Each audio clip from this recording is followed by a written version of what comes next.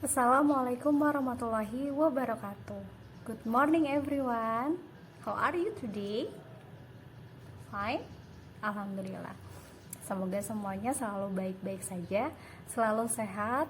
Kemudian jangan lupa tetap terapin 5M-nya karena kita masih dalam masa pandemi. Jadi kita harus tetap waspada dimanapun kita berada. Oke.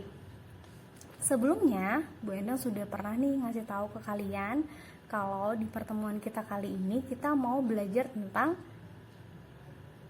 ada yang tahu? Raise your hand please. Oke, benar sekali Doni. Kita belajar tentang hikayat. Give applause untuk Doni. Oke, yang lainnya gimana nih? Sudah baca di rumah? Sebagian sudah, sebagian belum mungkin ya. Oke. Jadi sudah diberitahukan kalau kita hari ini belajar tentang hikayat. Nah, hikayat, ada yang tahu nggak kenapa sih kita harus belajar hikayat? Untuk apa kita belajar hikayat? Apakah ada manfaatnya untuk hidup kita? Untuk keseharian kita? Pasti ada manfaatnya ya, karena yang namanya belajar kalau tidak ada manfaat dan tidak ada tujuan, maka untuk apa kita belajar? Nah, apa tujuan kita belajar hikayat? Nih dia, teman-teman bisa baca juga nih di slide-nya ya. Tujuan dari belajar hikayat ini adalah kalian mampu mengidentifikasi nilai-nilai yang terkandung di dalam hikayat. Ada nilai apa saja? Yang pertama ada nilai agama, nilai sosial, nilai edukasi, nilai moral ya, dengan kritis dan semangat agar dapat menerapkan dalam kehidupan kita sehari-hari sehingga menjadi pribadi yang baik dan pribadi yang terpuji. Nah, sekarang teman-teman udah tahu nih tujuan dari belajar kita adalah itu tadi ya.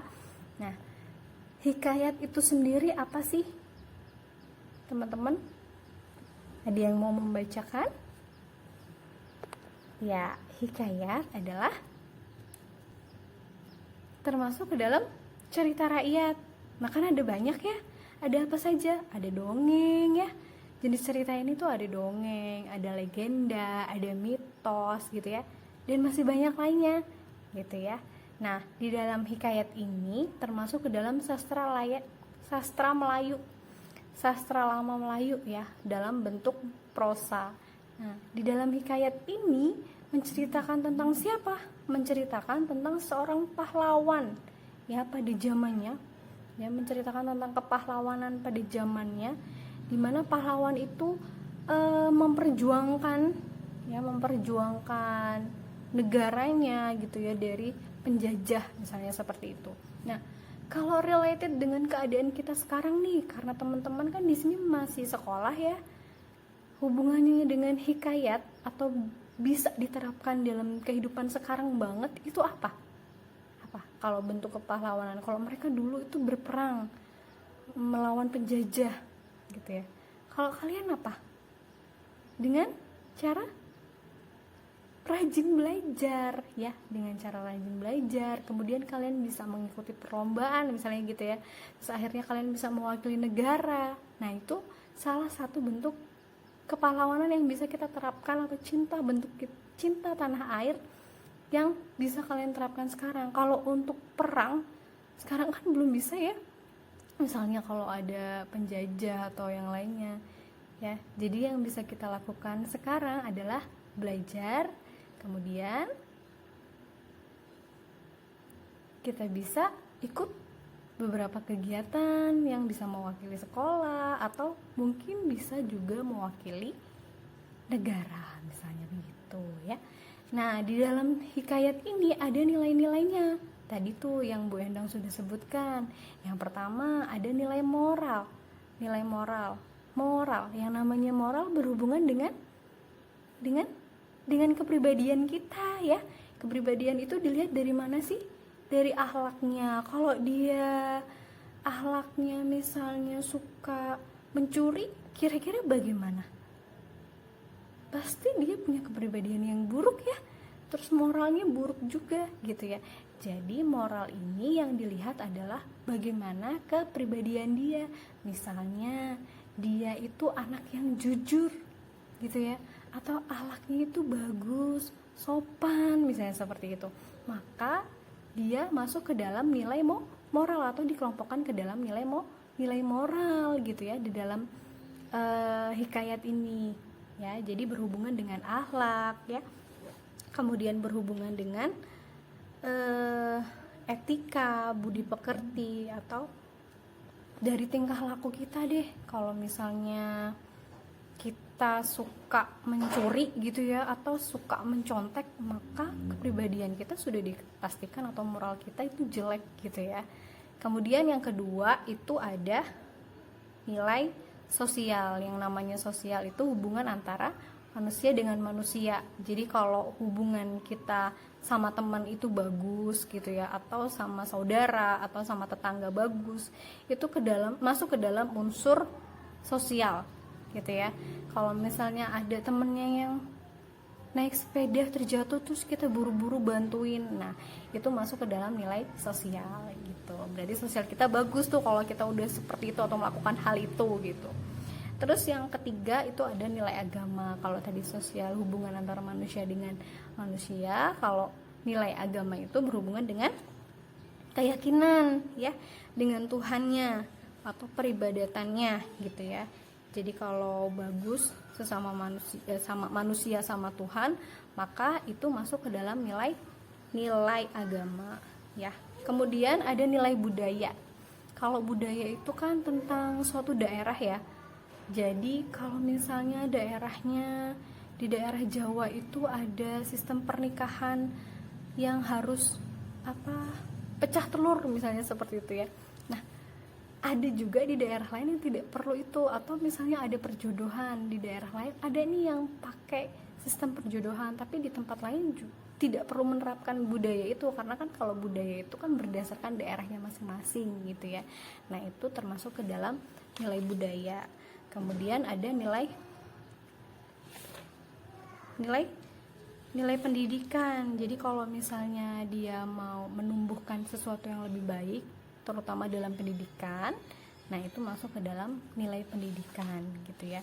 Nah, di dalam hikayat itu nanti teman-teman akan menemukan nilai-nilai itu tadi, dan kita bisa mengambil nilai moralnya, nilai sosialnya, nilai budayanya, nilai agamanya, bahkan ada nilai pendidikannya begitu ya teman-teman. Oke, itu tadi kita sudah belajar tentang pertama pengertian dari hikayat, kemudian kita tahu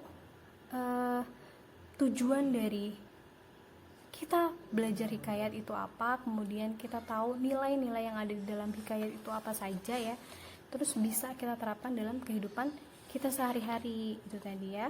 Kemudian di dalam hikayat itu ada unsurnya itu ada unsur intrinsik dan juga unsur ekstrinsik ya, seperti pada umumnya lah ya. Yang namanya unsur intrinsik itu ada tema, alur, amanat seperti itu ya. Kalau nilai ekstrinsik itu dari luar ya. Contohnya tentang kepengarangan misalnya begitu. Oke, sampai sini ada yang mau ditanyakan? Oke, ada yang bertanya, apa sih perbedaan amanat dengan nilai? Ya, kalau amanat itu kan tentang pesan yang akan disampaikan oleh si pengarang lewat karyanya, sedangkan nilai itu merupakan tuntunan perilaku atau hidup seseorang. Jadi dari perilaku yang mereka contohkan itu kita bisa belajar tentang apa? Oh, ternyata bersikap seperti ini itu bagus ya, atau oh, bersikap seperti ini tidak boleh ya. Kalau mencuri itu ternyata merugikan orang lain, jadi kita tidak diperbolehkan untuk mencuri, misalnya seperti itu ya. Jadi kita bisa mengambil dari yang sudah dicontohkan. Nah, ini ada di dalam hikayat gitu ya. Mereka memperagakan atau melakukan sesuatu sehingga kita bisa melihat nih, oh perilaku seperti ini tidak diperbolehkan.